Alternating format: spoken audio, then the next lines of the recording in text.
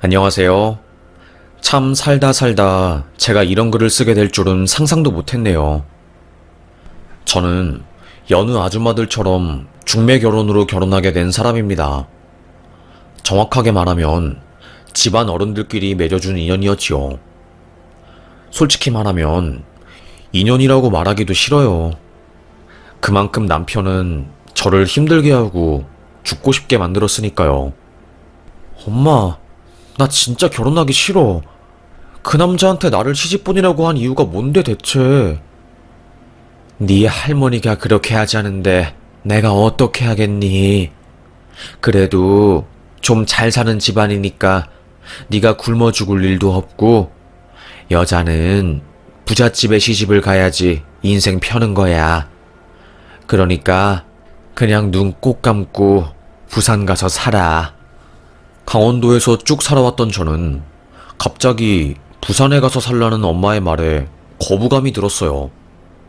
그리고 그 남자는 저랑 10살이나 넘게 차이가 났고 건설 쪽에서 일해서 그런지 성격도 괴팍해 보였습니다.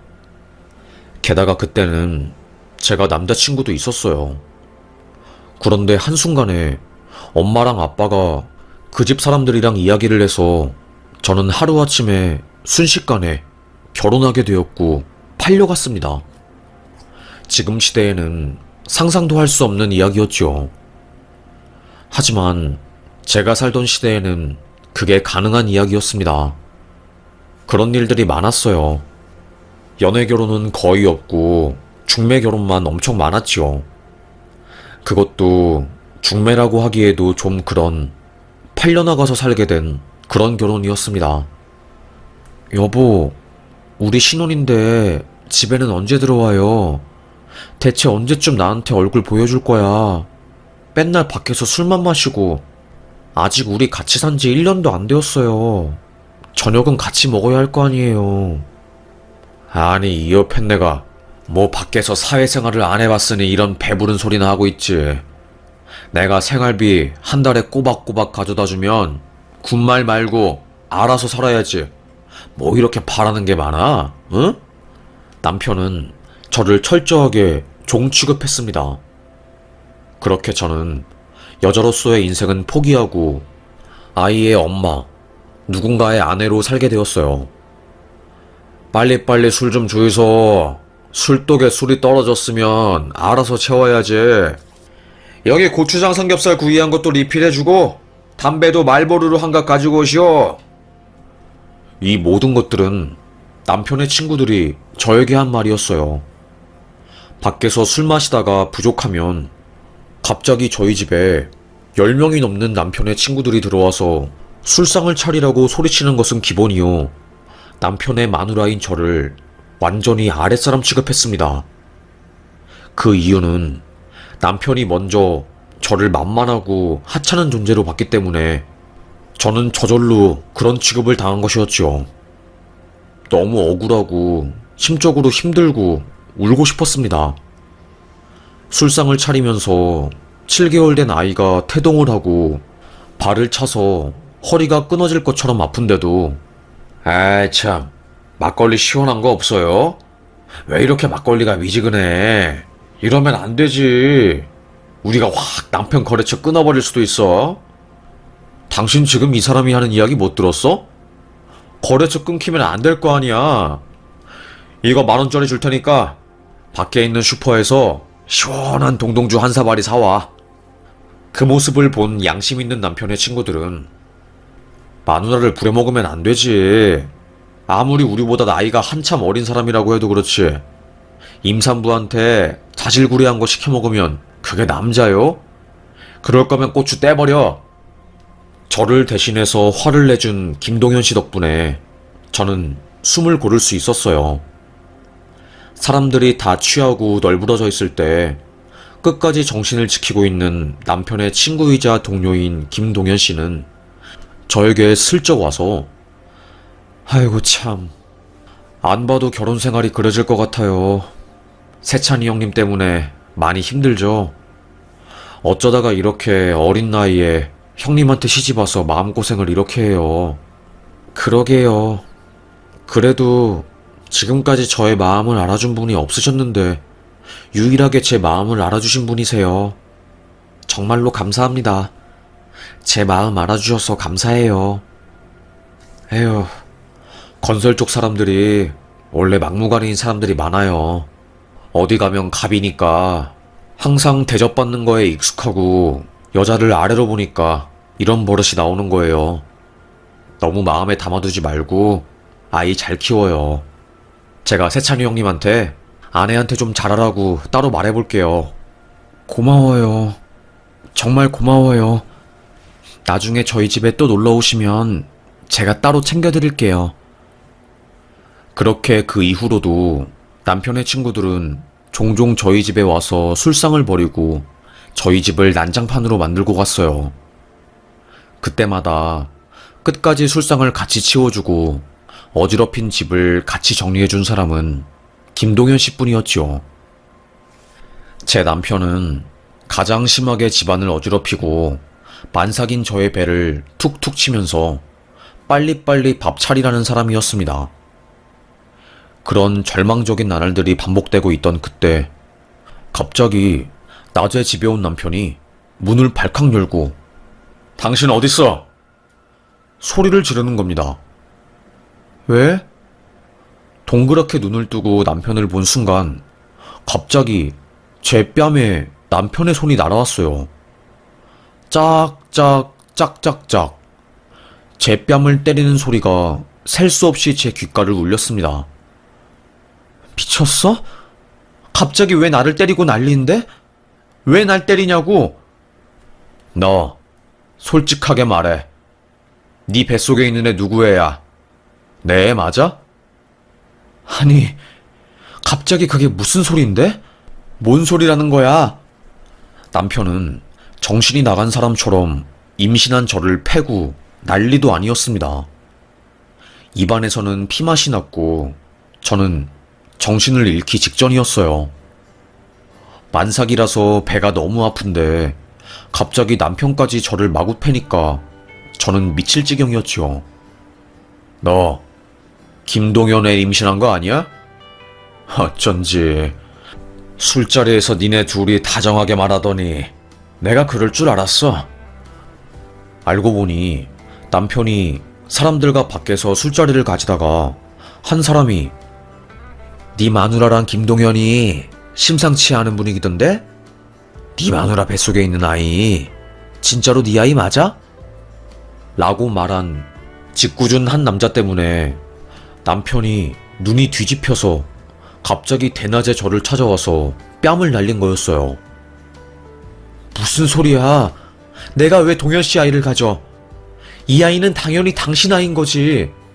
대체 무슨 말을 하는 거야? 참 속 터지네. 뭔 말도 안 되는 이야기를 하고 있어 진짜로. 동현 씨는 우리 집에서 유일하게 술 마시고 취하지 않는 사람이라서 내가 술자리 정리하는 거 도와준 사람이야. 오해하지 말라고. 그리고 남의 말만 듣고 아내 뺨 때리는 게 세상에 어딨어. 진짜 억울해서 살 수가 없네 정말로. 남편은 10원짜리 욕을 하면서 너 두고 봐. 애 낳자마자 내가 친자 검사할 거니까. 만약에 불일치 뜨면 그때는 진짜로 너 죽고 나 죽는 거야. 알겠어? 고래고래 소리치는 남편의 모습에 저는 가슴속으로 죽음을 느꼈습니다. 어쩌자고 이딴 남자한테 시집을 와서 평생 고생하는 거야. 내가 이러고 살 사람이 아닌데 앞으로 태어날 우리 애도 불쌍하지. 저는 아이를 낳는 게 무서웠어요. 스트레스 때문에 양수가 일찍 터지고 저는 예상했던 것보다 일찍, 한 달이나 일찍 아이를 낳게 되었어요. 미숙아라서 인큐베이터에 들어갔고 그때도 너 때문에 네가 애를 거지같이 낳아서 돈만 덩어리로 들게 생겼잖아. 남편은 병원에서도 막장이었습니다. 숨만 겨우겨우 쉬는 아이, 몸에 호스를 주렁주렁 달고 의료기기에 의해서 겨우 살아가는 아이한테 긴 면봉을 들고 유전자를 채취하겠다고 난동을 피웠어요. 애가 태어났으니까 내 애인지 확인을 해야 할 거 아니야? 보호자분 이러시면 안 됩니다. 묵인병동이라 이렇게 확인되지 않은 걸로 아이한테 접근하면 감염되어서 큰일 나요. 저희가 괜히 이런 옷을 입고 아이들을 돌보는 게 아니에요. 제발요. 이러시면 안 됩니다. 남편의 횡포는 병원 사람들도 막을 수 없었습니다. 다른 산모들이랑 남편분들이 제 남편을 보고 혀를 끌끌 차면서 에휴, 아내랑 애만 불쌍하지. 어떻게 애 아빠가 저렇게 대책 없이 횡포만 부리고 저러는지 몰라. 저렇게 남편이 대책 없으면, 책임감 없으면 애랑 마누라는 누굴 믿고 사나. 불쌍해라. 저도 저의 처지가 불쌍했습니다. 남편의 고집대로 결국 하게 된 유전자 검사에서 일치가 나왔고, 그때 남편은 저에게 아무 말도 못했어요. 하지만 자존심이 어찌나 센지 저한테 미안하다는 말 한마디 안 하더라고요. 거의 4개월간 인큐베이터에서 몸 회복을 한 제 아이는 병실을 나와서 저의 품으로 들어오게 되었고, 그때부터 지옥이 시작되었어요. 갓난아이를 품고 저는 집에서 남편의 손길질과 발길질을 피하면서 살았고, 항상 얻어맞아서 얼굴에는 시퍼런 멍이 가득했죠. 일이 잘 안 풀리면서 남편의 짜증은 늘어났고, 남편은 그 짜증을 저에게 풀었습니다. 당신 때문에 내가 인생이 꼬인 거 아니야? 고래고래 소리를 지르는 남편을 막을 길은 없었습니다. 제가 맞는 소리 때문에 옆집에서 그 소리를 듣고 경찰을 불러서 경찰이 제 얼굴을 외울 지경이었지요. 한국 법상 저희가 어떻게 해드릴 수 있는 방법이 없어요. 신고가 들어와도 집에 들어가서 확인할 수 있는 것도 아니고 해서 정말 죄송합니다. 그렇게 저는 매일 일을 바득바득 갈면서 살았습니다. 저의 첫 번째 소원은 남편놈이 죽는 거였어요. 쥐뿔 하는 것도 없고 이제는 생활비도 안 줘서 제가 식당에 가서 설거지하면서 생활비를 버는데 맨날 아침에 일어나면 밥 달라고 소리치는 남편놈이었습니다. 여보, 밥 줘. 나 배고파. 명란젓에다가 갓 지은 돌솥밥에 불고기 내놔. 이른 아침부터 갓 지은 밥이 아니면 밥을 안 먹는 놈이었고, 고기찬이 없으면 밥상을 뒤엎는 가부장의 끝을 달리는 그런 놈이었습니다.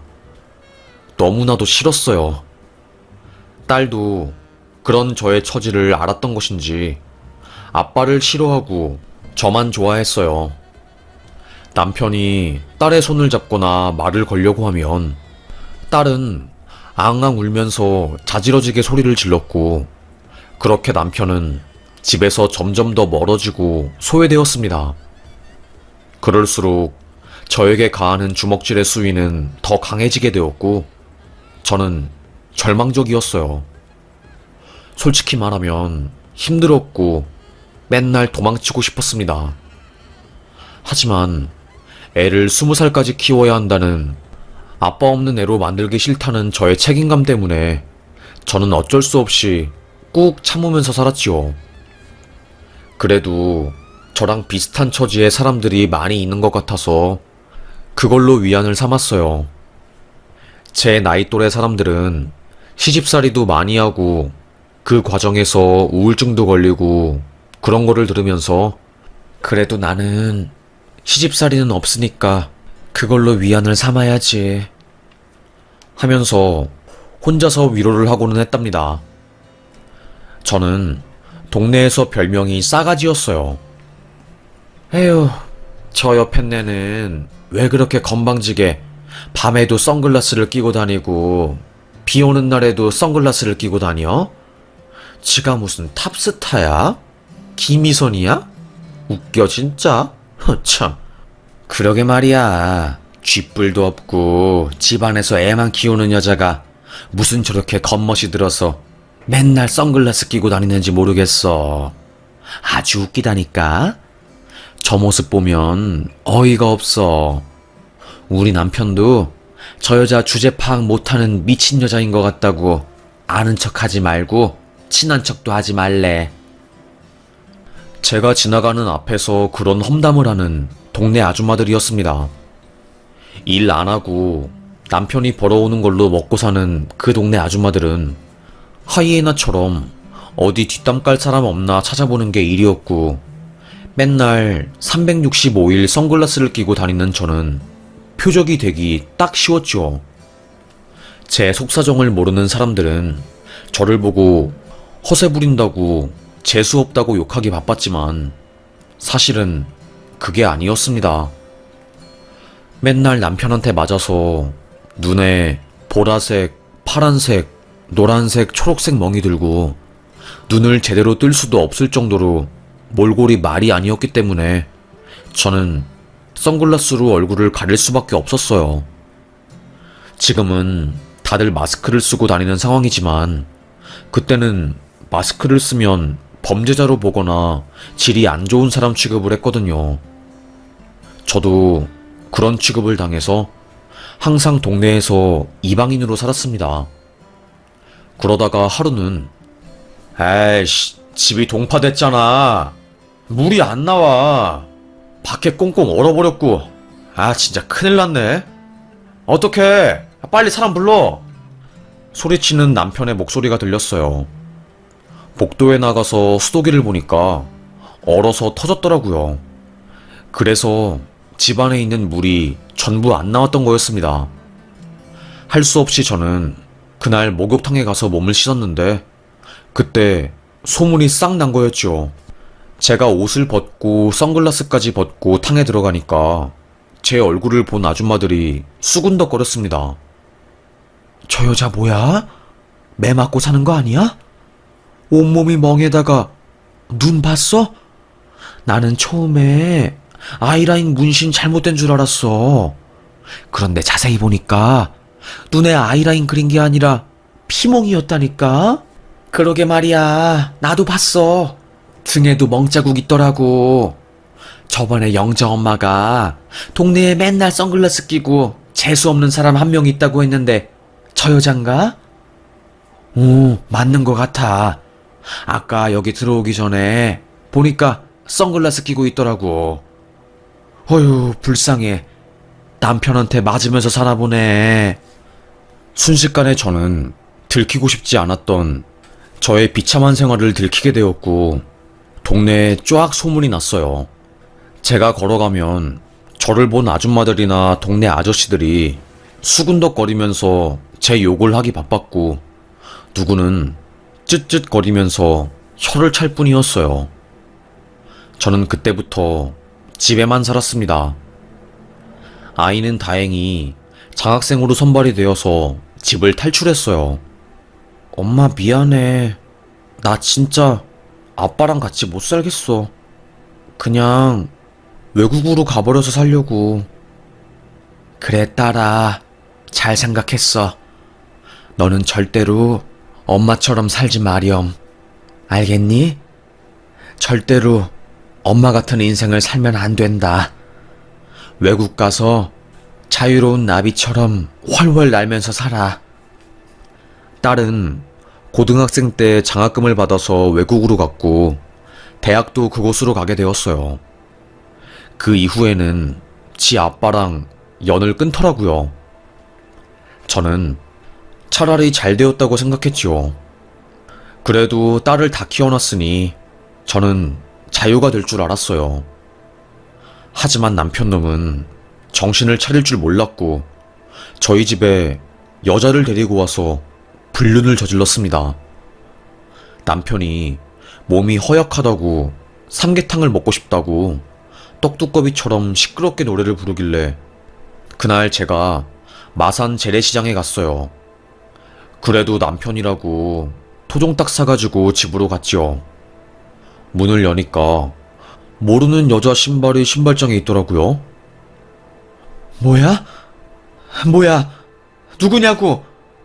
그때 안방에서 문을 열고 남편이 나오더라고요. 조용히 해! 나가! 나가긴 내가 왜 나가? 왜 나가야 하는데? 이거 여자 신발 누구 신발이야? 내가 내 집에 오는데 왜 내가 나가야 하냐고? 저는 그때 느낄 수 있었어요. 남편의 바람을요. 심장이 쿵 했고 떨어져 나가는 듯한 충격이 들었습니다.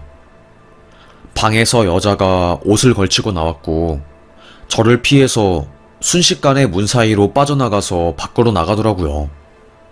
야, 거기 멈춰! 제가 소리를 지른 순간 남편은 제 머리채를 잡았습니다. 닥쳐. 조용히 해, 이 옆했네야. 어디서 떽떽거리고 있어? 내가 당신 때문에 이 더운 날에 닭 잡아서 왔는데 끝까지 나를 이렇게 대하는구나. 그래, 수진이 유학 가고 나서 당신을 이제 좀 다시 믿어보고자 했던 내가 등신이지. 등신이야. 울부짖으면서 소리쳤어요. 거의 일주일 동안 남편이랑 말을 안 했던 것 같아요. 남편에 대한 분노가 치밀어 오르니까 저는 보거 독 같은 거를 사서 남편의 음식에 확 넣어버릴까 생각도 했었던 것 같아요. 뉴스 기사 보면 항상 몇십 년간 남편의 폭행을 참고 살았던 아내가 폭발해서 남편을 죽이든가 뭐 나쁜 짓을 하거나 그런 판례만 눈에 보이더라고요. 아무래도 저도 가슴속에서 불덩이를 가지고 사는 것처럼 분노가 치밀어 오르고 화가 나니까 더더욱 그랬던 것 같아요. 괜히 그런 일에 감정이입하게 되고 이혼하고 싶은데 용기는 없고 남편을 그냥 죽여버리고 싶고 심지어는 저를 이딴 놈한테 시집 보낸 엄마조차 미워서 10년이 넘게 친정에 안 가기도 했거든요. 엄마도 저를 아픈 손가락 취급해서 제가 친정에 가봤자 항상 오빠들만 좋아하고 저는 종 취급했습니다. 그런 집에서 제가 더 이상 살 이유가 없었고 그래서 저는 그 집을 떠나서 친정과 연을 끊었죠. 하지만 많이 참았다고 생각했어요. 내가 죽을 때까지 남편 놈 밥을 차려주면서 살 수도 없는 노릇이고 20년 꾹 참고 눈에 맨날 멍들면서 사는 그런 비참한 인생도 견뎠는데 더 이상은 이렇게 살 수가 없을 것 같아. 너무너무 고통스럽고 마음이 힘들어서 절대로 이렇게 못 살아. 굳게 다짐한 저는 차를 끌고 시댁에 갔습니다. 그나마 시모는 유일하게 저의 이야기를 들어주시는 분이었어요. 물론 아들이라고 팔이 안으로 굽을 때도 있었지만 시모도 여자로서 저의 고충을 충분히 이해를 해주시는 분이었으니까요. 어머 애미야, 이 시간에는 무슨 일로 여기까지 왔니?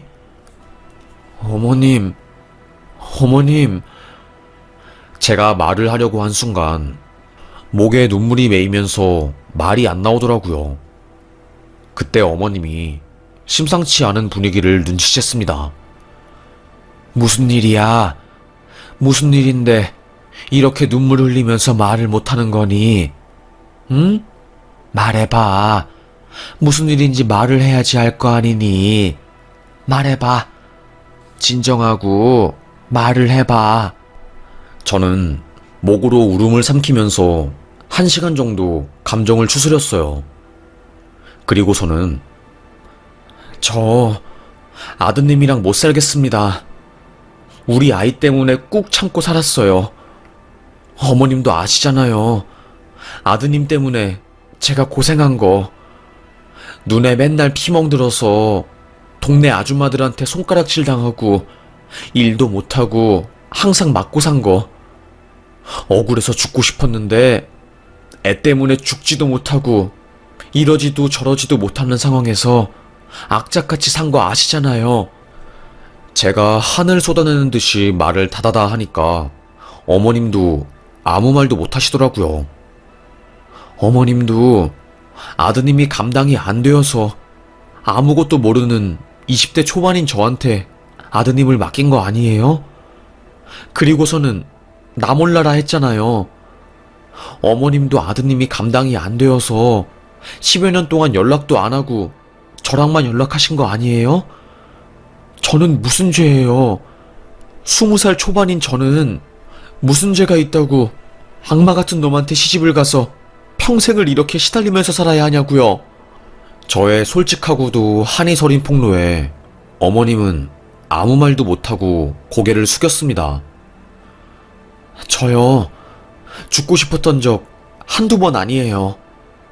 이딴 지긋지긋한 결혼 생활 이제 끝내고 싶어요. 그동안은 괜히 이혼하는 게 두려웠는데 이제는 식당에서 일을 하든 뭘 하든 제가 알아서 살 거니까 당신 아드님이랑 이혼할 겁니다. 바락바락 소리를 지른 저는 어머님에게 한을 푼 뒤 시댁을 나섰습니다. 그때 어머님이 펑펑 울면서 저에게 미안하다라고 하시더라고요. 하지만 저는 그 말이 더 화났어요. 이제 와서 나한테 미안하다고 하면 무슨 소용인지. 이미 나는 얼굴에 주름이 자글자글하고 할머니가 다 되었는데 더 서러웠습니다. 그날 저는 핸드폰을 꺼두고 찜질방에 가서 잠을 잤어요. 결혼생활 20년 만에 처음으로 말 안 하고 외박을 한 저 때문에 남편은 난리가 났고 시댁에 찾아가서 며느리 왔냐고 소리치면서 어머님에게 손찌검하고 깽판을 쳤다고 하더라고요. 뒤늦게 집에 들어간 저에게 소리를 지르면서 이제 당신 막 나가는구나 라며 역정을 내는 남편에게 저는 말했습니다. 이혼해 라고요. 남편은 그때 괴물처럼 소리를 지르면서 저에게 손찌검을 하려는 순간 저는 바로 경찰에 전화했어요. 경찰에 전화를 하자 남편은 아무 짓도 못하더라고요. 그렇게 저는 그날 이후로 남편과 떨어져서 살았습니다. 이혼 소장을 냈고 아는 언니네 집에 가서 몸을 숨기고 있었는데 어머님께서 연락이 와서 한 번만 만나자고 하시더라고요. 저는 더 이상 볼 일 없을 것 같은데 왜요? 며느리야, 꼭 하고 싶은 말이 있어서 그래. 간절하게 저에게 만남을 하자는 어머님의 말을 거역하지 못하고 저는 만나게 되었습니다. 시모는 덜덜 떨리는 손으로 미안해. 내가 미안하다. 나도 폭력적인 아들을 감당하기 힘들었어. 그래서 아무것도 모르는 어린 여자인 너에게 내 아들을 장가 보낸 거고, 그렇게 내 손에서 아들이 떠나자 나도 숨 쉴 수 있었지. 내 아들은 내 남편을 꼭 닮았거든. 술 마시면 폭력을 쓰고 소리 지르고 뜻대로 일이 안 풀리면 마누라를 패고, 너무나도 닮은 아들을 볼 때마다 내 남편이 생각나서 도저히 살 수가 없었다. 그래서 너에게 그 짐을 던지고 모른 척했던 것 같다. 너무나 미안하다. 미안해서 할 말이 없다. 저는 시모가 원망스러웠습니다. 이제 와서 이런 말을 하면 어쩌자는 건지. 그때 시모가 저에게 서류를 한 장 쓱 내밀더라고요. 얼마 전에 병원에 갔더니 내가 대장암 말기라고 하더라. 길어봤자 1년이라고 하는데 바로 입원하지 않고 서류들 좀 정리하고 입원하겠다고 했어. 아들은 모르는 상태고 내 재산 아들 손에 들어가봤자 깽판 치면서 술 마시는 데 쓸 것 같아서 기부하거나 어떻게 하지 고민했는데 생각을 곰곰이 해보니 며느리 너한테 주는 게 맞을 것 같다. 나 대신해서 우리 아들을 케어하느라 인생을 다 허비했으니 그거에 대한 나의 작은 성의다. 미안하다. 미안해. 못난 시모를 용서해달라는 말은 못하겠다만 그래도 이걸로 너의 마음이 좀 편안해지고 내 아들이랑 이혼하고 나서 편하게 살았으면 좋겠다. 된다면 어디 제주도로 떠나든가 손녀가 있는 곳으로 가서 살거나 그래도 좋을 것 같다. 저는 깜짝 놀랐습니다. 일단 어머님이 암에 걸린 것도 몰랐고 갑자기 재산을 저에게 넘겨준다는 것은 더더욱 놀랐어요. 부동산 서류뿐만이 아니라 어머님이 친정에서 물려받은 귀금속과 억대의 현찰들도 저에게 남기겠다고 이미 변호사랑 상의를 해서 이야기를 끝내셨더라고요. 상속세 같은 것도 다 변호사랑 세무사가 책임지고 할 수 있도록 부탁을 해놓았고요. 어머님, 저는 이런 것을 바란 게 아닌데. 그래, 네가 돈 바라고 이렇게 힘들게 산 것은 아니지. 그래도 미안해서 내가 며느리 널 보면 내가 생각이 나서 젊을 때 고생한 내 생각이 자꾸 나서 마음이 아파서 못 살겠다. 이혼하고 나면 너도 먹고 살 길이 막막하니까 이 돈으로 어떻게 생계를 잘 꾸려봐. 저는 그때 서러웠어요. 하지만 이혼으로 인해서 이미 독해진 저였기 때문에 착한 척을 하거나 돈을 거부할 생각은 없었습니다. 어머님, 저 그러면 이 돈으로 잘 살아볼게요. 지금까지 고생만 하면서 살았으니까 이제는 좀 행복해져 볼게요. 이혼해서 승소를 한 저는 남편의 재산 절반을 뚝 떼어서 가지고 나오게 되었고, 상간녀 소송에서도 승소한 저는 남편을 거쳐간 상간녀들에게 각각 2천만원과 3천만원씩 받았어요. 남편 놈은 법정에서 내가 번 돈인데 왜 내 재산을 아내한테 절반 줘야 합니까? 이게 어떻게 된 일입니까? 존경하는 판사는 개뿔, 쥐뿔도 모르는 것이 어디서 판사 자리에 앉아있어? 하면서 10원짜리 욕을 하다가 변호사한테 제지당하고 질질 끌려오고 판사한테 찍히고 난리도 아니었어요. 저는 법정에 출석하지는 않았지만 저의 대리인을 통해서 그 사실을 듣고 실소를 터뜨렸네요. 집안에서 큰소리치는 남자는 법정에 가서도 지 분수 파악하지 못하고 판사한테 소리를 지르는 거 보니 정말 못된 놈, 무식한 놈이랑 내가 살았구나 싶었어요. 그래서 그동안 버텨온 제 자신에게 박수를 쳐주고 싶더라고요. 잘했다고, 정말로 잘했다고 쓰다듬어주고 싶었죠. 그리고 1년 뒤 어머님이 돌아가시자 유산이 저에게 상속되었다는 것을 알게 된 전 남편은 소리치고 난동을 피우고 장례식장을 뒤엎었다가 경찰에 연행이 되었고 그 자리에서 쓰러졌다고 하더라고요. 고혈압으로 뇌혈관이 터졌다나 뭐라나? 저는 어머님의 장례식에 뒤늦게 도착해서 그 소식을 들었고 남편놈이 뇌출혈로 쓰러져서 말도 못하고 병실에 있다는 것을 들은 저는 참, 이래서 인생 끝까지 살아봐야 한다는 거구나. 끝날 때까지 끝난 게 아니라는 말이 왜 있는지 알겠어. 그렇게 못되게 굴더니 그놈의 마지막 인생은 비참하네. 저는 혀를 끌끌 찼습니다. 남편의 친척들 그 어느 하나 병원에 입원한 그놈을 돌봐주겠다고 한 사람이 없었고 결국에 그놈은 말년에 뇌출혈로 입원했지만 찾아오는 가족이나 자식들도 하나 없이 쓸쓸한 마지막을 보내게 되었네요. 제 딸도 아빠가 그렇게 된 건 아빠가 자초한 일이야.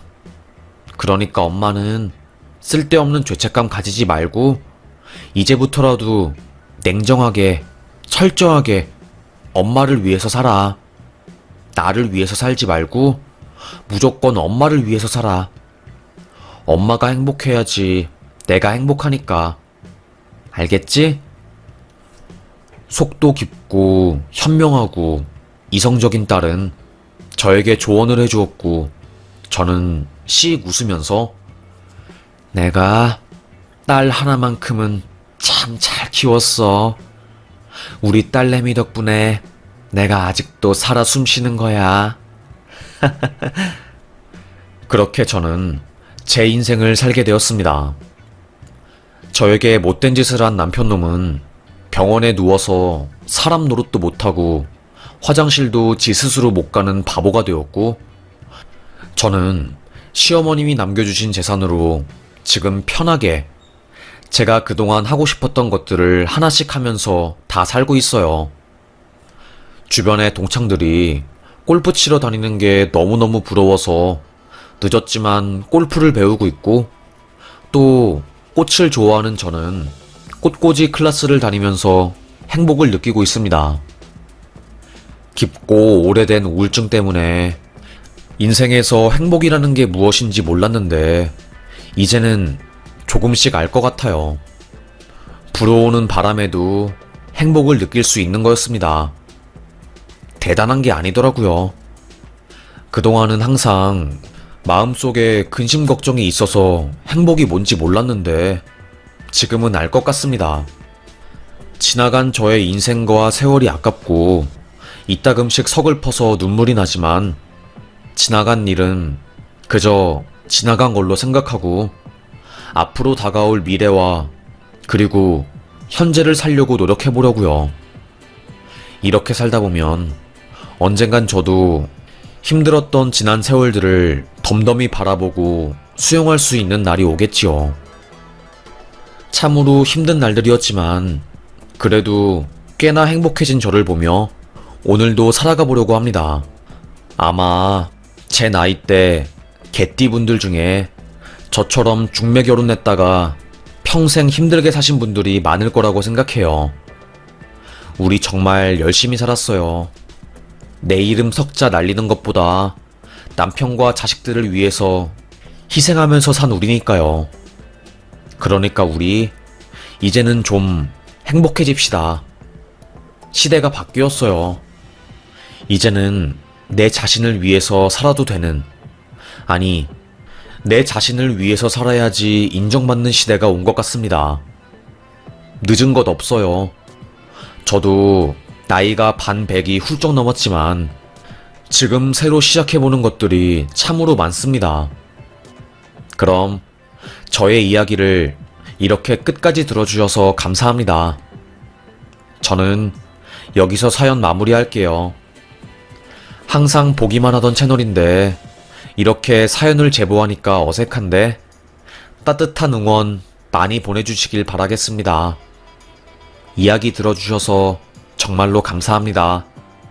오늘도 행복하고 건강하고 발전하는 하루 보내자고요.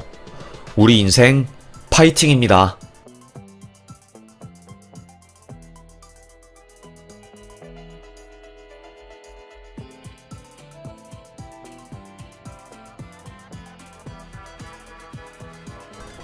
안녕하세요. 응급실 당직을 서거나 혹은 운전을 할 때 귀가 심심하면 이 채널의 사연을 듣곤 했는데 제가 이렇게 사연을 제보하게 될 줄은 꿈에도 몰랐네요. 저는 의사입니다.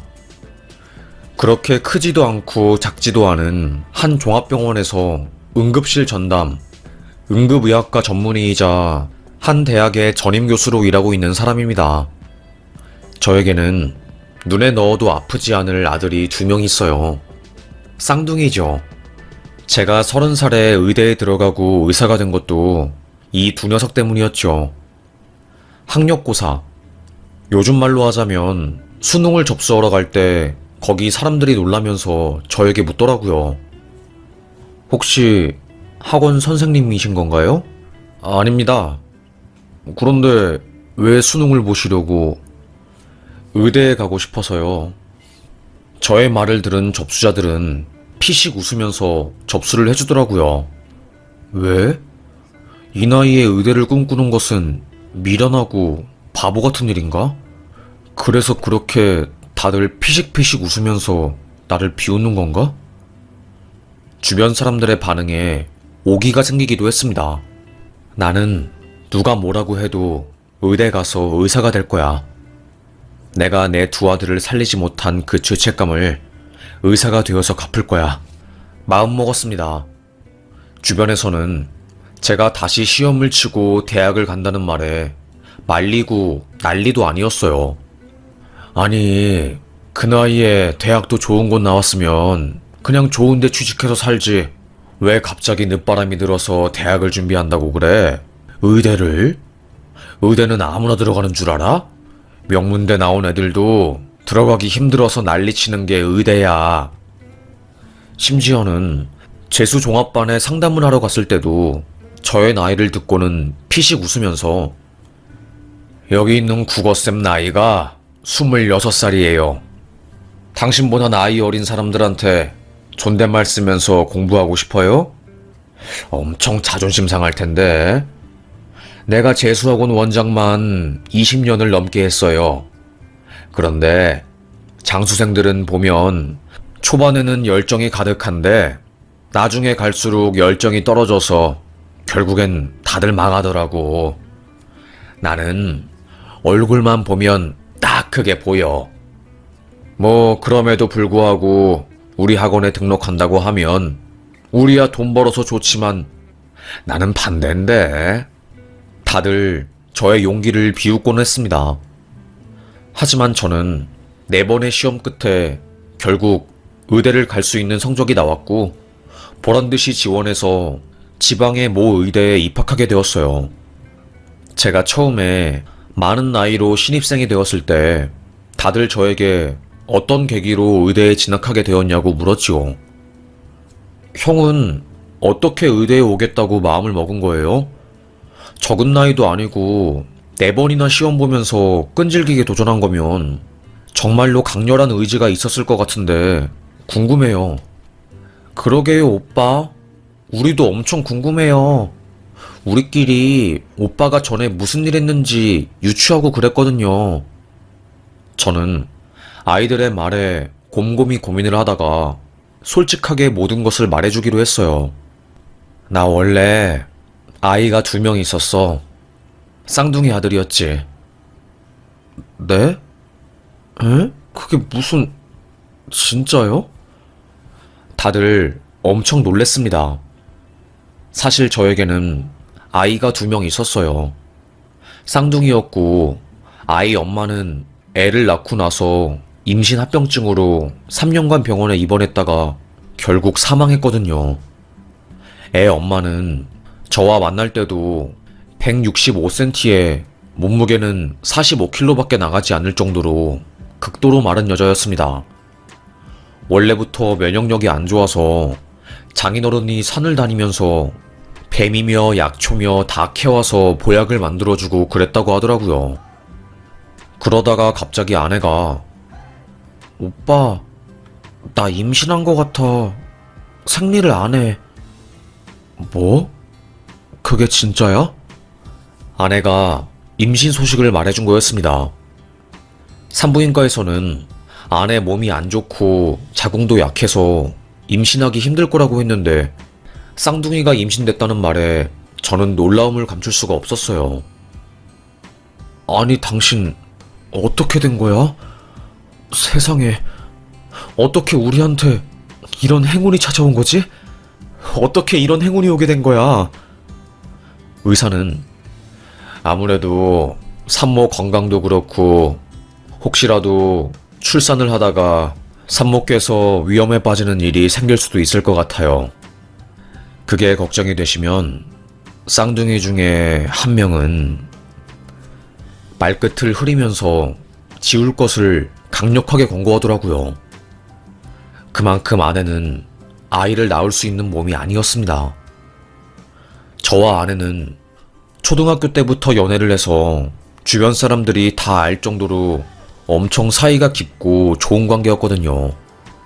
그래서 아내가 아이를 못 가질 수도 있다는 것을 다 알고 저는 난 만약에 아이가 생겨도 당신을 1순위로 사랑해주면서 살 거야.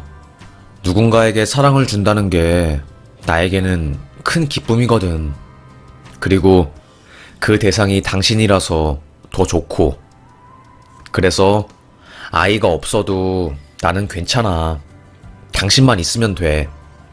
라고 하면서 결혼한 거였습니다. 그러니까 갑자기 생겨버린 쌍둥이는 저에게 선물과도 같았지요. 정말로 매우 매우 특별하게 느껴졌습니다. 아내는 선생님, 저 어떻게든 이 아이들 지키고 싶어요. 선생님도 제 몸 상태 알잖아요. 저 몸이 안 좋아서 임신하기 힘든데 저에게 쌍둥이가 생긴 건 정말로 크나큰 축복 같아요. 아내는 끝까지 아이를 지켰습니다. 그래서 출산할 때 2번의 기절, 응급실로 가서 산부인과와 외과, 그리고 마취과 전문의가 총집합한 상황에서 긴급하게 쌍둥이를 꺼내고 아내는 혼수 상태가 되어서 병원에 3년을 입원해 있었어요. 사실은 저 서울대 나오고 대기업에 다니고 있었거든요.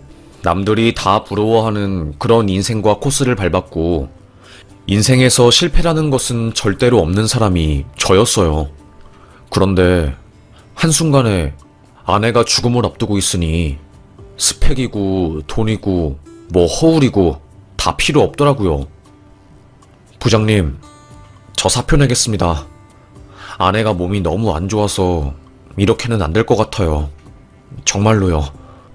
그래도 나중에 몸이 좋아져서 자네가 회사에 돌아올 수도 있으니 내가 휴직 2년 신청해주겠네. 가까운 병원에서 진단서라도 끊어오게나. 하지만 아내의 병투병 기간은 3년을 넘었고 저는 중간에 결국 퇴사를 해서 받은 퇴직금과 지금까지 모은 돈을 모두 아내의 병수발하는 데 썼어요. 제발 아내를 살리고자 하는 마음에 못할 게 없더라고요. 전 재산을 다 가져다가 바쳤다고 해도 과언이 아니었습니다.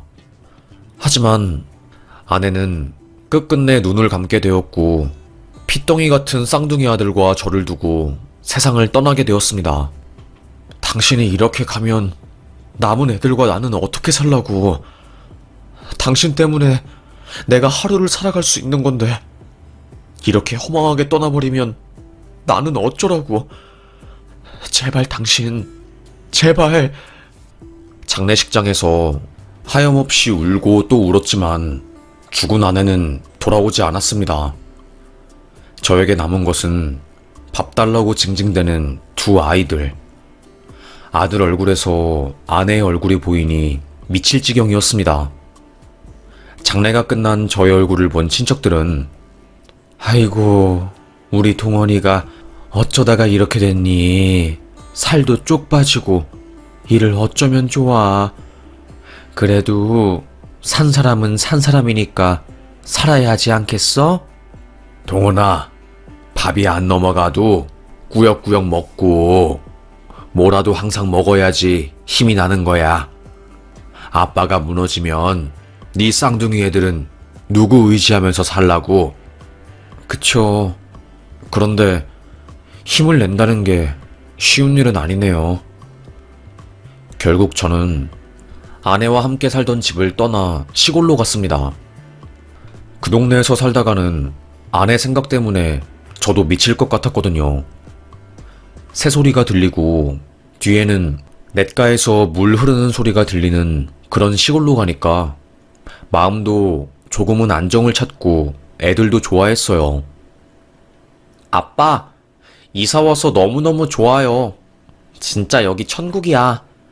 아까 옆집에서 사는 할머니가 우리한테 고구마랑 감자도 주시고 엄청 재밌어. 애들은 누구보다 좋아했어요.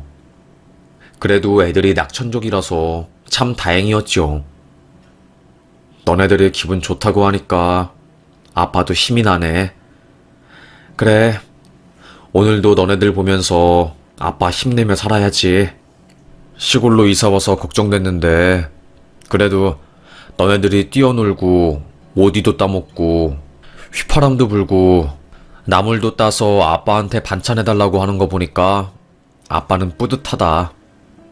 여기서 우리 세 가족 한번 잘 살아보자. 그렇게 도시에서 온 저희 가족은 시골살이에 적응하기 위해서 부단히 노력했습니다. 회사 사람들도 저희 집에 놀러 오곤 했어요. 이야, 강대리가 퇴사하고 귀농한다는 건 들었는데 이렇게 좋고 한적한 동네에서 살고 있는진 몰랐네. 부럽다. 의리 있는 동료들 덕분에 밭 가는 날이 오면 다들 내려와서 저를 도와주고, 그래도 다들 묵묵히 제 아내의 빈자리를 채워주려고 이런저런 노력들을 많이 하셨어요. 저로서는 엄청 감사했죠. 덕분에 쌍둥이 아들들한테 크게 손 쓰는 것 없이 애들도 잘 자라주었고, 운이 좋아서 인심 좋고 인성 좋은 동네에 자리를 잡아서 품앗이 하듯이 아이들을 편하게 키웠습니다. 동네에 사는 사람들이 별로 없기도 했고, 다들 나이가 지긋하니 젊은 저희가 귀농을 하니까 자기 일인 것처럼 도와주시려고 하고 좋아하셨죠. 그렇게 그 시골에서 산 지 몇 해가 지났을 때 애들도 제법 시골살이에 익숙해졌어요. 제가 말 안 해도 산을 타서 놀기도 하고, 지네들이 밥해 먹는 것은 일도 아니었죠. 하나가 아니라 둘이니 심심할 일도 없고 잘 노는 듯 보였어요. 아빠, 우리 계곡에서 송사리 좀 잡고 올게요. 에이, 안 된다. 엊그제 비가 와서 계곡물이 많이 올라왔을 텐데 위험해서 안 돼. 오늘은 들어가지 마. 아니에요. 우리가 아까 물 확인하고 왔는데 계곡물 많이 불지 않았어요. 벌써 외부인도 와서 놀고 있단 말이에요. 그래? 그러면 조심조심해서 놀아. 조금이라도 물 불어나는 것 같으면 바로 도망쳐야 한다. 알겠니? 네, 알겠어요, 아빠. 저는 아이들을 믿고 밭일을 하고 있었습니다. 그때 저의 팔뚝으로 굵은 빗방울이 하나둘씩 떨어지기 시작했어요. 뭐야? 오늘 일기예보에 비 온다는 말 없었는데? 갑자기 비가 오네? 고개를 들어 하늘을 보니 먹구름 때문에 해는 들어간 지 오래고 점점 빗방울은 거세지기 시작했어요. 오늘은 밭일 못하겠다. 빨리 계곡에 가서 애들 보고 나오라고 해야지. 저는 시골 생활을 오래 한 아이들이다 보니까 금방 날씨를 보고 애들이 미리 계곡에서 나와 있을 줄 알았어요. 그래서 느긋하게 걸으면서 계곡으로 걸어가는데 저기 멀리서 새찬이가 뛰어오는 겁니다. 옆집 할머니 외손주였어요. 아저씨, 큰일 났어요. 쌍둥이가 세연이를 구한다고 계곡에 뛰어들었다가 계곡 위에서 물이 쏟아져서 쓸려갔어요. 뭐? 그게 무슨 말이야? 세연이를 구한다니? 제 사촌 동생이 겁도 없이 계곡 깊은 곳에 가서 수영하다가 다리에 쥐가 나서 빠졌거든요. 그걸 보고 쌍둥이들이 뛰어들었고, 세연이는 다행히 물가로 나왔는데 그때 계곡 위에서 물이 쏟아지면서 쌍둥이들이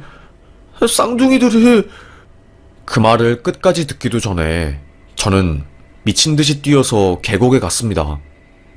엊그제 내린 물 때문에 산 위에서 고인 계곡물들이 바위가 떨어지면서 와르르 밑으로 떨어진 거고, 밑에 있는 계곡의 하류에서 놀고 있던 제 아들들이 그 물에 바로 휩쓸려 내려가 버린 것이었죠.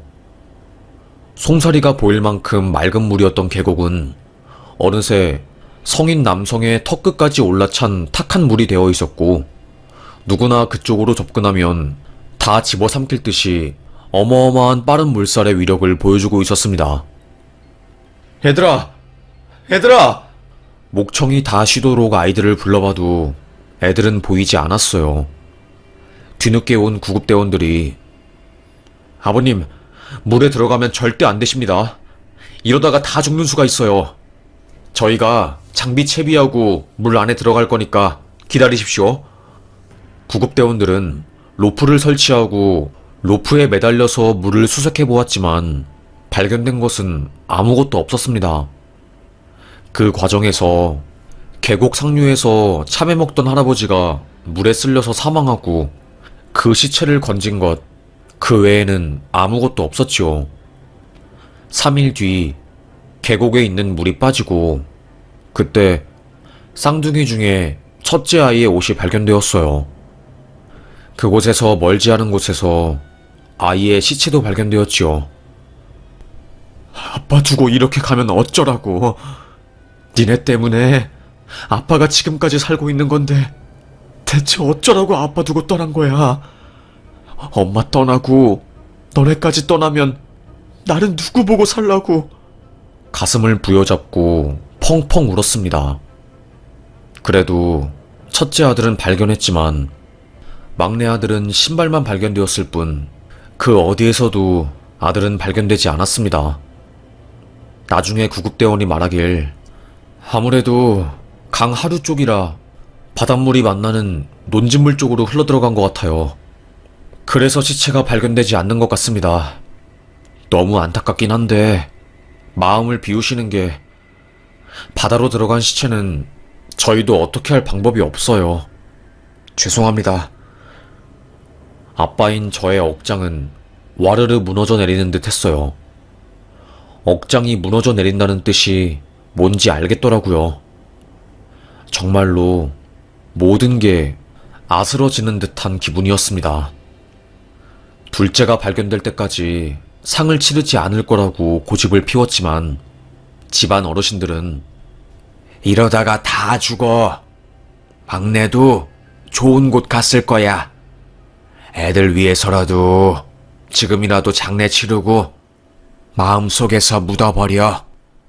결국 그렇게 저는 마지막 쌍둥이 아이를 찾지 못하고 시체 없는 장례를 치르고 말았어요. 얘들아, 미안하다.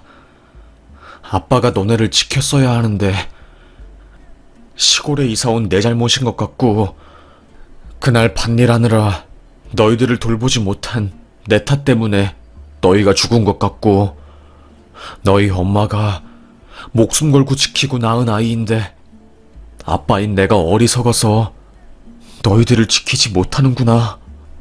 애들 장례가 끝난 후 저는 참을 수 없는 죄책감 때문에 밥을 한 숟갈도 안 뜨고 눈을 감지도 못했어요. 잠도 못 자니까 사람이 제대로 생각도 못하게 되고 미칠 지경이 되더라고요. 그래서 저는 극단적 선택을 했습니다. 아이들이 죽은 계곡 높은 곳에서 뛰어내릴 작정이었어요. 눈을 질끈 감고 바위 위에서 떨어지려고 하는데 그때 누군가 저의 뒤를 팍 잡더라고요. 죽어서 못하려고. 죽어서 하늘 가면 애들이 뭐라고 생각하겠어. 애들을 지키지 못한 죄책감에 힘이 들면 아득바득 살아서 다른 사람들을 살리면 될 거 아니야. 저를 붙잡은 사람은 바로 옆집 할머니였습니다. 저는 옆집 할머니와 함께 펑펑 울었어요. 그때 정신을 차리고 서울로 올라와서 시험 공부를 한 거죠. 의사 시험이요. 의대 입학생 애들은 저의 이야기를 듣고 다들 숙연해졌습니다. 형한테 그런 사연이 있을 줄은 몰랐어요. 그저 약간 성숙한 사람, 그 정도로만 생각했거든요. 그러게요, 오빠. 저희도 오빠한테 그런 일이 있는 줄 상상도 못했어요. 너무 힘들었을 것 같아요. 수고했어요, 오빠. 의대생 동기들은 나이가 저보다 훨씬 어렸지만 다들 성숙하고 좋은 친구들이었습니다. 그렇게 저는 엄청 열심히 공부하고 대학병원도 서울로 들어가서 일을 했어요. 아무래도 저는 나이도 있고 가지고 있는 돈도 없어서 로컬에서 개원해서 일하는 것은 힘들 것 같다는 판단을 했습니다. 그리고 제가 나이가 있어서 어느 과를 가도 다들 불편해했는데 딱 하나의 과, 응급의학과는 저를 받아주더라고요. 그것도 아주 환한 웃음을 지으면서요. 그렇게 저는 서울에서 전문의를 따고 작은 시골 종합병원으로 가서 응급의학과 과장으로 응급실을 지켰습니다. 그렇게 흐른 세월이 10년이 넘었어요. 환자들은 아이고, 의사 선생님은 인물도 훤칠하고 능력도 좋은데 왜 장가를 안 가세요? 얼른 장가 가야죠. 이러다가 세월만 흐르고 아이도 낳고 그래야죠. 이런 말을 들을 때면 저도 마음이 아팠지만 제 속사정을 잘 모르는 환자분들의 걱정 어린 말들이었기에 그저 허허 웃으면서 넘겼어요. 그렇게 매일 반복되던 나날들. 어찌 보면 무료하고 어찌 보면 따분하고 우울한 날들이었습니다. 병원에서 일하는 게 계속 아픈 사람들을 보다 보니까 제 자신도 피폐해지고 힘들거든요. 심적으로 우울하기도 하고 좀 그런 부분들이 많았지요. 어찌되었건 시간이 흘러서 머리도 하얘지고 나이 지긋한 사람이 되어가고 있을 때 시골에서 흔치 않은 응급 환자가 온 거였어요. 저는 놀라서 선잠을 자던 것을 멈추고 바로 응급실로 달려갔지요. 무슨 일이야? 교통사고 당해서 과다출혈로 오셨습니다. 일단 응급처치는 한 상황이고 수술 들어가야 할 것 같아서 피검사 맡기고 왔습니다. 환자 얼굴을 살펴본 순간 저는 깜짝 놀랐어요. 피로 뒤범벅된 환자의 얼굴이지만 바로 저는 알 수 있었지요. 이 아이가 수십 년 전 잃어버린 계곡에서 사라진 그 아이라는 것을요. 왜냐면 저의 얼굴을 쏙 빼닮았습니다. 그리고 위에 있는 덧니까지, 등에 있는 점까지. 제가 손을 후들거리자 당직 선생님이 괜찮냐고 물었고 저는 고개를 휘저으며 내가 수술방에 들어가면 테이블 데스가 일어날 것 같으니 오늘 당직쌤이 수술방 들어가시고 필요한 거 있으면 나 부르세요. 나 계속 대기하고 있을 거니까. 저의 당황한 표정에 의료진들도 다들 의아한 얼굴을 보였어요. 그렇게 10시간이 넘는 대수술 끝에 다행히 그 환자는 살아서 나오게 되었고 저는 깊은 한숨을 쉬었습니다. 나중에 들어보니까 잠깐 슈퍼에 갔다가 사고가 났다고 하더라고요. 트럭이 그 환자를 못 보고 치고 갔고 신고를 했지만 시골이라서 119가 늦게 오는 바람에 출혈이 더 심해져서 쇼크가 온 거였습니다. 다행히 당직 선생님이 실력이 있으셔서 응급처치를 빠르게 했고 그 덕에 환자가 목숨을 살릴 수 있었어요. 들어보니까 방금 환자분 보호자분께서 왔는데 환자가 조금 인지 능력이 부족하고 장애 판정을 받은 건 아니지만 어릴 때 머리를 다쳐서 정상인과는 의사소통이 원활하지 않다고 하더라고요. 말이 느리고 지능은 10살 전후로 보면 된다고 해서 지금 그거 참고해서 환자 기록 히스토리 작성 중입니다. 라고 하는 겁니다. 저는 환자의 보호자로 오신 분들을 찾아갔어요.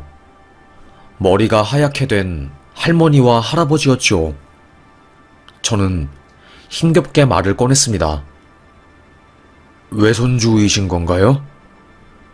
우리 아들입니다. 아들. 저는 그들이 아들이라고 주장하길래 이상했습니다. 사실 제가 다름이 아니라 수십 년 전에 쌍둥이 아들이 계곡에 빠져서 죽은 일이 있었습니다. 막내 아들은 시체도 못 찾았고 슬리퍼만 발견한 상황이었고요. 그래서 시체가 없는 상태로 제사를 지내고 마음속에 묻어뒀는데 응급실에 실려온 환자가 제 아들의 얼굴과 똑같았고 덧니랑 등에 있는 반점까지도 똑같았어요. 그래서 너무 이상해서 이렇게 물어보는 겁니다. 제가 이 말을 하자마자 그 할아버지는 그건 우리도 모르는 이야기요. 왜 남의 아들 과거를 궁금해하는 거요? 알 필요 없으니 병원에 누워있는 내 아들 살리기나 하이소. 불같이 화를 내는 겁니다. 화를 내는 상황이 아닌데도 그 할아버지와 할머니는 마치 비밀을 숨기는 사람들처럼 엄청 신경질을 냈어요. 폐렴을 앓고 있는 것인지 할머니와 할아버지는 홀록거리면서 가슴을 부여잡는 상황에도 불구하고 저에게 화를 내더라고요. 저는 당황해서 아무 말도 못하고 그저 알겠다고 한 뒤 고개를 숙이고 환자를 돌보러 갔죠. 24시간 그 환자의 곁을 지키며 맥박수랑 상황을 체크했습니다. 자꾸 눈물이 났어요. 그때 조심스럽게 들어오는 환자의 보호자. 아까 저에게 역정을 내면서 화를 내던 할머니와 할아버지였습니다.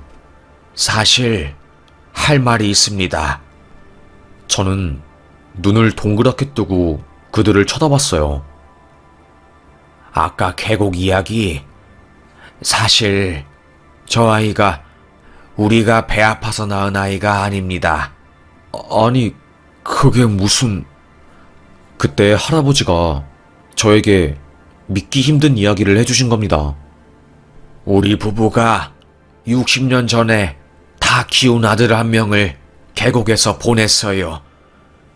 여름 휴가 나온 아들이 계곡에서 물놀이를 하다가 물에 빠져 죽었고, 그게 평생 한이 되어서 산 깊은 곳에 가서 꽁꽁 숨기고 우리 부부가 서로에게 의지하면서 살았습니다. 그렇게 살다가 우연히 계곡 바위에 걸쳐서 숨을 깔딱이고 있는 한 어린아이를 본 거예요. 그걸 보고 경찰에 신고했어야 하는데 우리 부부가 이기적이라서 그 아이에게 인공호흡을 해서 살리고 우리 아이로 키우기로 한 겁니다. 세상 사람들이 우리를 보고 손가락질을 할까봐, 그리고 누가 우리 아이를 보고 진짜 엄마 아빠를 찾아주러 갈까봐 그게 무서워서 죽은 아들이 보내준 선물이라 생각하고 지극정성으로 키웠습니다. 어디 물가에 내놓지도 못하고 머리가 다쳐서 말도 잘 못하는데 애 엄마가 애 고치겠다고 언어치료 책 배워서 집에서 교육시키고 그리 키웠습니다. 이제는 진짜 우리 아들이 된 줄 알고 한시름 놓고 살고 있었는데 갑자기 애가 다치고 의사 선생님이 갑자기 우리한테 그 아이가 내 아이 같다고 말을 하니까 순간 무서워서 부정을 했습니다. 저는 깜짝 놀랐습니다. 아니, 깜짝 놀라다 못해 아예 말을 못 이었어요. 내가 들은 게 정말인지 사실인지 말이 안 나왔거든요. 그러니까 계곡 바위 위에서 숨을 깔딱이던 아이를 거두어서 키우셨단 거지요. 돌아가신 아드님이 그리워서 그 아이를 친아들로 받아들인 거고요. 맞습니다. 맞습니다. 무덤에 갈 때까지 비밀로 하려고 했는데 이제는 양심에 찔려서 죄송합니다. 저는 한참 동안 말을 못했어요. 그들이 원망스럽기도 하고 막내 아들이 죽은 줄로 알고 가슴에 묻고 살았는데 한순간에 갑자기 내 눈앞에 아들이 나타나니까 혼란스럽기도 했어요. 그럼에도 불구하고 가장 강렬한 감정 중에 하나는 감사하다였습니다. 감사합니다. 정말로 감사합니다. 죽을 수도 있었던 우리 아들을 그냥 지나치지 않고 살려주셔서 정말로 감사합니다. 숨이 넘어가기 직전 깔딱이던 우리 아들을 살려주시고 다른 건 묻지 않겠습니다. 따지지 않겠습니다. 긴 세월 동안 아들을 키워주셔서 감사합니다.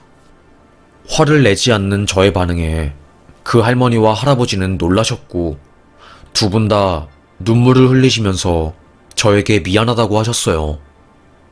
그리고 저는 바로 유전자 검사를 맡겼고 그 사이에 아들을 살리기 위해서 최선을 다했습니다. 다행히 출혈이 멈추고 수혈을 받은 아들은 눈을 뜨게 되었고 얼마 지나지 않아서 퇴원하게 되었어요. 계곡에서 머리를 크게 다쳐서 지능이 낮은 아들은 저를 알아보지 못했지만 저는 아들을 알아볼 수 있었습니다. 그리고 나온 유전자 검사 결과에서 일치가 나오자 저는 펑펑 울면서 그간의 고생한 세월이 눈앞에 흘러가는 것을 느꼈어요. 정말로 힘들게 고생했는데 의사가 되기로 마음을 먹고 고독한 세월을 한 발자국씩 걸어갔는데 이제 나는 내 소원을 이루었구나 싶었습니다.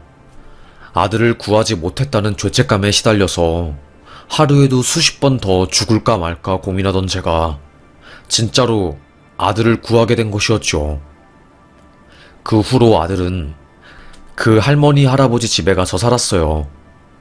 저는 병원 일이 끝나면 그분의 집에 가서 밭일을 도와드리면서 아들과 친해지기 위해서 노력했고요. 아들은 아저씨 왜 우리 집에 맨날 놀러와요? 근데 나한테 잘해주니까 나는 아저씨 좋아요. 의사 아저씨 맞죠? 나 살려준 의사 아저씨 맞죠? 그래, 의사 아저씨야. 아저씨 알아보는 거니? 뿌듯하네. 제가 아빠라는 것을 몰라보는 아들 때문에 뒤를 돌아서 눈물을 훔치는 저였습니다.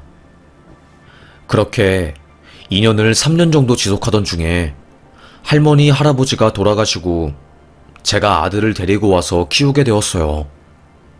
언어치료사와 신경과 그리고 외과에서 정밀 검사를 받아보니 아들은 물에 빠졌을 때 머리를 다쳐서 인지 능력을 담당하는 전두엽에 손상이 왔고 어릴 적의 기억을 되돌리기는 힘들겠지만 앞으로 남은 삶에서 좋은 순간들을 많이 만들어주면 그 전 기억이 되돌아올 수도 있고 혹은 상황이 호전될 수도 있다고 하더라고요.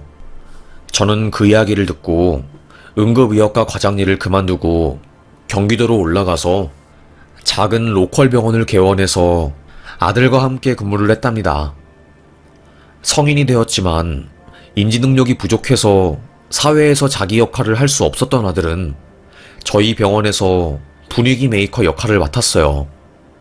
항상 즐겁게 노래를 부르고 긍정적인 아들은 서서히 저를 친아빠로 인정해 주었답니다. 아저씨, 아니, 이제 나 아저씨, 아빠라고 불러도 되죠? 가만히 보니까 우리는 참 닮은 것 같아요. 어떻게 이렇게 닮은지 몰라요. 운명인가 봐. 아빠랑 너는 운명이란다. 네가 내 아들이야. 제가 이렇게 말해도 그 참뜻을 받아들이지 못하고 그저 재밌게 받아치는 아들의 모습에서 찡한 감정이 올라왔지만 그래도 저는 행복했답니다. 나이가 반백이 되어서 뒤늦게 기적적으로 찾은 아들. 평생 응급실에서 진료하다가 늙어 죽으려고 했던 저의 신념은 이제 아들을 찾아서 아들에게 모든 것을 헌신하고 남은 삶을 행복하게 살다가 죽겠다는 것으로 바뀌었어요. 그렇게 저는 다시 행복해지게 되었습니다. 평생을 마음에 큰 짐을 진 채로 살아서 밥도 제대로 못 먹고 삐쩍 마른 사람으로 신경 안정제를 달고 살다가 기적적으로 아들을 찾으니 이제는 밥도 잘 들어가고 전보다 훨씬 더 건강해졌네요. 저를 오랜만에 본 사람들은 얼굴에 살도 붙고 너무나도 보기 좋아졌다고 정말로 좋다고 하면서 안심하고 그러네요. 저는 아들과 함께 쌍둥이 큰아들이 묻혀있는 선산에 가기도 했답니다. 아들은 자기 형을 알아보기라도 하는 듯이 제가 말도 안 했는데 그 무덤 앞에서 펑펑 울더라고요. 저도 하염없이 눈물을 흘렸어요. 하늘을 바라보면서 여보, 내 아들, 나 막내 찾았어. 포기하지 않고 그래도 기다리니까 아들을 찾을 수 있었던 것 같아. 나 여기서 우리 아들 잘 키우고 보살피다가 갈 거니까 하늘에서 잘 기다리고 있어줘. 알겠지? 나 참 잘했지? 포기하지 않고 죽지 않고 끝까지 살길 참 잘한 것 같아. 내게도 기적이라는 게 펼쳐지긴 하나 봐. 하늘이 나를 보고 감동받은 건가 봐. 참 신기해. 그렇게 하늘에 대고 외쳤습니다. 아들은 아빠, 왜 하늘에 말을 걸어? 하면서 철없이 저를 놀렸지만 저는 그런 아들도 사랑스러웠어요. 저는 이제 죽어도 여한이 없는 것 같아요. 평생 가슴에 품고 살아야 할 것 같았던 막내 아들. 시체도 발견하지 못해서 제사를 치를 때 항상 가슴 한구석이 먹먹했는데 이제는 속이 시원합니다. 비록 늦었지만 남은 삶이라도 아들과 함께 행복한 추억 만들면서 살려고요.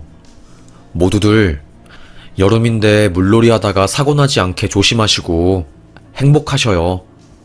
안전이 제일입니다. 그리고 계곡 조심하세요. 물이 한순간에 불어가지고 악마처럼 사람들의 목숨을 앗아갈 수도 있는 곳이 계곡이랍니다. 아마 계곡 근처 사시는 분들은 아실 거예요. 계곡이 얼마나 빨리 물이 불고 범람하는지요.